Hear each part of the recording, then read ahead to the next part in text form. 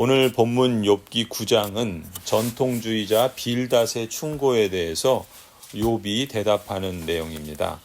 욥은 빌닷이 충고한 것처럼 하나님은 순전한 사람을 버리지 아니하시고 악한 자를 붙들어 주지 않으신다는 말이 옳다고 욥도 인정을 합니다.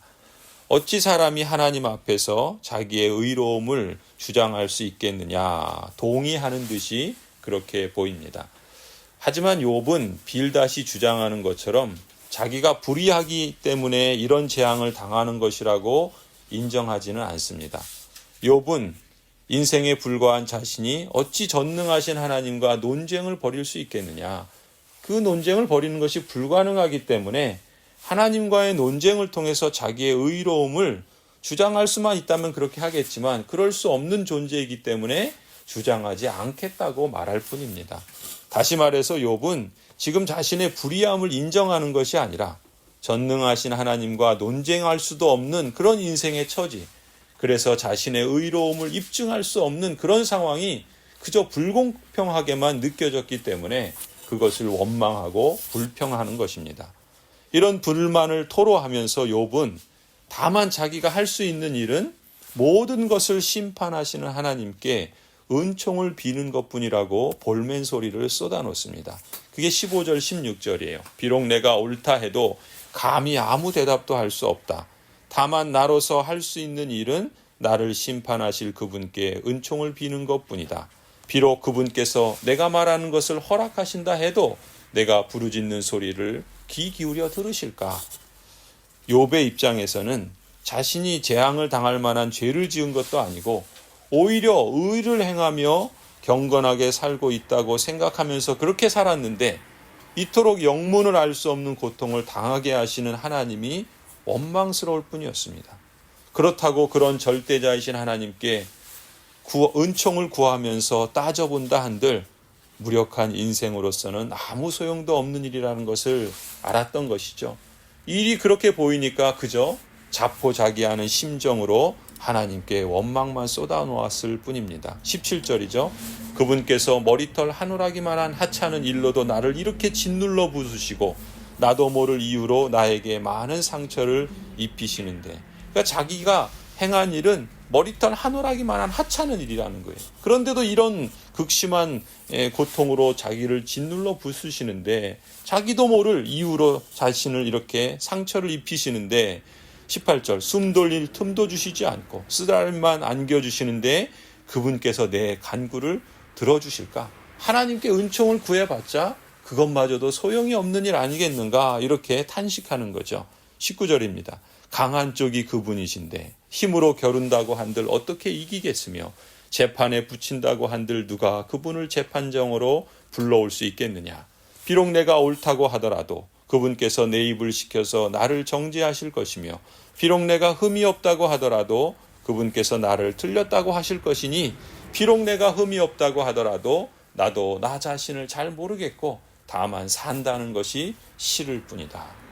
이 상황이 이쯤 되니까 욥의 입장에서는 그저 하나님이 자기의 눈에는 그렇게 보이는 거예요. 선한 사람이든 악한 사람이든 하나님은 다 무차별적으로 심판하시는 무서운 재판관으로만 보이는 겁니다. 그래서 22절에 이렇게 고백하는 거예요. 나에게는 모든 것이 한 가지로만 여겨진다. 그러므로 나는 그분께서는 흠이 없는 사람이나 악한 사람이나 다 한 가지로 심판하신다라고 말할 수밖에 없다. 갑작스러운 재앙으로 다들 죽게 되었을 때에도 죄 없는 자마저 재앙을 받는 것을 보시고 비웃으실 것이다. 세상이 악한 권세자의 손에 넘어가도 주님께서 재판관의 눈을 가려서 제대로 판결하지 못하게 하신다. 그렇지 않다고 하면 그렇게 하는 이가 누구란 말이냐.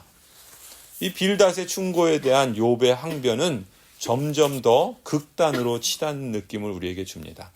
과거 자신이 자녀의 복을 받고 물질의 복을 받고 건강의 복을 받았을 때는 하나님이 선하시다고 의로운 자에게 복을 주시는 공의로우신 분이라고 믿고 알고 그렇게 입으로 시인하면서 살았지만 이제 모든 것을 잃어버리게 되니까 자신의 편이라고 여겼던 친구들마저 너가 숨은 죄가 있으니까 이런 재앙을 당하는 거 아니냐 이런 식으로 연거푸 충고하니까 욥의 입장에서는 자신이 이런 재앙과 고통을 당할 만큼 죄를 지은 것도 아닌데 또 그걸 항변해도 아무런 소용도 없으니까 더욱더 절망스러웠던 것입니다. 게다가 자신이 이런 고통을 당하게 된 데다 세상의 현실을 보니까 공의로우신 하나님이라고 알고 있고 그렇게 고백하던 하나님께서 선한 사람이나 악한 사람이나 다 구별 없이 심판하시는 것처럼 보이는 거예요. 하지만 자신의 처지는 어떤가? 그저 인생에 불과한 자신이 그런 절대자이신 하나님을 만나서 자신이 의롭다고 항변하고 논쟁을 벌일 수도 없는 현실인 것이죠. 그러니까 현실이 너무나도 원망스럽고 불평만 쏟아놓는 거예요. 상황이 이 지경에 이르게 되니까 욥의 신앙이 정말 참된 신앙인지, 정말 하나님의 공의와 신실하심을 그런 바른 신앙인지 그것조차도 의심하는 그런 상태로까지 추락하는 것을 보게 되는 겁니다. 욥은 이런 자신의 좌절감을 끊임없이 연거푸 계속해서 하나님께 쏟아놓습니다. 25절이에요. 내 일생이 달리는 경주자보다 더 빨리 지나가므로 좋은 세월을 누릴 겨를이 없습니다. 그 지나가는 것이 갈대배와 같이 빠르고 먹이를 덮치려고 내려오는 독수리처럼 빠릅니다. 온갖 불평도 잊어버리고 슬픈 얼굴빛을 고쳐서 애써 명랑하게 보이려고 해도 내가 겪는 이 모든 고통이 다만 두렵기만 합니다. 그러나 주님께서 나를 죄 없다고 여기지 않으실 것임을 압니다. 주님께서 나를 정죄하신다면 내가 무엇 때문에 이렇게 애써서 헛된 수고를 해야 합니까? 비록 내가 비누로 몸을 씻고 잿물로 손을 깨끗이 닦아도 주님께서 나를 다시 시궁창에 쳐넣으시니 내 오신들 나를 좋아하겠습니까? 욥은 이토록 깊은 절망감에 빠져 있는 거예요. 끝없이 내려가서 더 이상 내려갈 바닥이 없어 보이는 그런 고통스러운 현실에 직면하게 된 겁니다. 그런 현실에서 욥은 이제 자신이 아무리 원망하고 불평을 쏟아놓아도 그저 무력한 인생에 불과하다는 것을 토로하는 것이죠. 그런 무력한 인생에 불과한 자신으로서는 하나님을 만날 수도 없다라는, 하나님을 재판정으로 불러들일 수도 없고 그 하나님을 만나서 자신의 의로움을 입증한다고 한들 하나님께서 오히려 자신의 입에 죄만 고백하게 하시고 또 이 세상, 그런 불의한 세상으로만 계속해서 보여지기 때문에 이런 절망스러운 처지에 있는 자신의 존재를 더군다나 누구 하나 하나님께 중재해줄 중재자가 없다는 사실에 눈을 뜨면서 더 탄식하면서 절규를 하는 것이죠. 32절입니다. 하나님이 나와 같은 사람이기만 해도 내가 그분께 말을 할 수 있으련만, 함께 법정에 서서 이 논쟁을 끝낼 수 있으련만, 우리 둘 사이를 중재할 사람이 없고 하나님과 나 사이를 판결해 줄 리가 없구나. 내게 소원이 있다면 내가 더 두려워 떨지 않도록 하나님이 채찍을 거두시는 것, 그렇게 되면 나는 두려움 없이 말하겠다. 그러나 나 스스로는 그럴 수가 없는 줄을 알고 있다. 욥은 더 이상 내려갈 바닥이 없는 상황에 이르게 된 것입니다. 그렇게 되니까 놀라운 거는 이전에 아름답게만 보이던 세상이 더 이상 공평하지 않은 불의한 세상이라는 걸 보게 되는 거예요. 그런 세상에서 하나님마저 공의롭지 않은 분으로 여겨질 정도로 절망에 이르게 된 것입니다. 그런 자신에게는 이제 어느 누구 하나 자신의 중재자가 될 수 없다는 것을 깨닫게 되는 것이죠. 어쩌면 욥은 이제 새로운 인식에 도달하게 된 것이죠. 성도 여러분, 오늘 이 본문에서 욥의 이 절망과 인생의 절규를 들으시면서 여러분은 어떤 생각이 드십니까? 여러분의 삶에 대해서는 어떤 마음이 드십니까? 욥기는 우리의 생각을 욥의 절망에 공감하게 합니다. 그리고 우리가 살아가는 이 세상이 얼마나 불의한 세상인가, 이 세상에 대한 절규에 대해서 우리도 욥처럼 그의 탄식과 원망과 불평에 우리의 마음도 저절로 조율하게 되는 것 같습니다.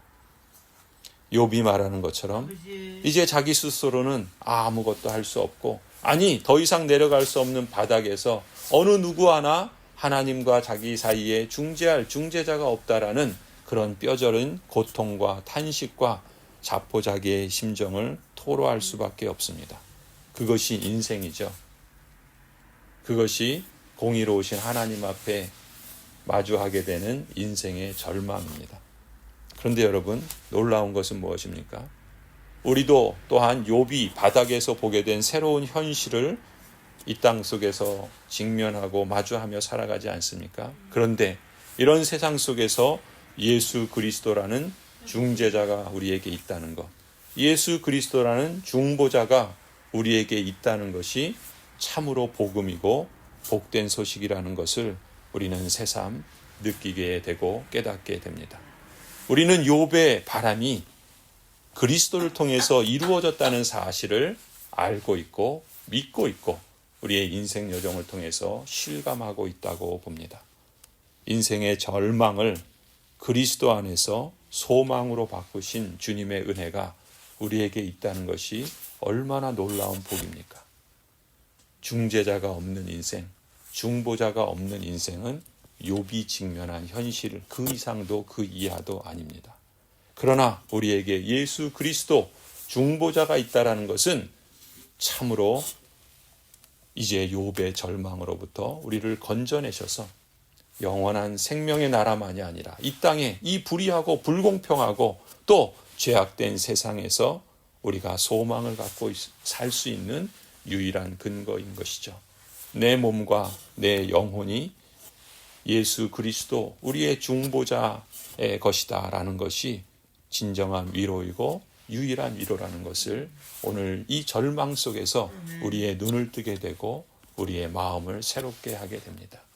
우리 안에서 승리를 주시는 하나님, 그리고 예수 그리스도 안에서 우리에게 참된 중보자가 되어주시는 그 은혜, 그 그리스도로 말미암아 허락하신 생명을 이 땅의 하루하루의 삶 속에서 우리를 이끌어 가시고 인도하시고 영원에 이르도록 우리를 안내하실 성령 하나님이 계시다는 것이 오늘 우리의 삶을 새롭게 보는 그러한 믿음의 안목이요, 또 우리가 이 땅을 하나님의 부르심 앞에 또 하나님께서 우리를 구원하시고 또 자유케 하심을 무엇을 향해서 살아가야 할 것인가를 새롭게 돌아보는 그런 기회가 될 줄로 믿습니다. 하나님께서 사랑하시는 성도 여러분들이 그 하나님의 놀라우신 은혜에 감격하며 오늘도 그리스도 안에서 성령 하나님의 인도를 따라 하나님과 동행하는 복된 여정이 되기를 간절히 축원합니다.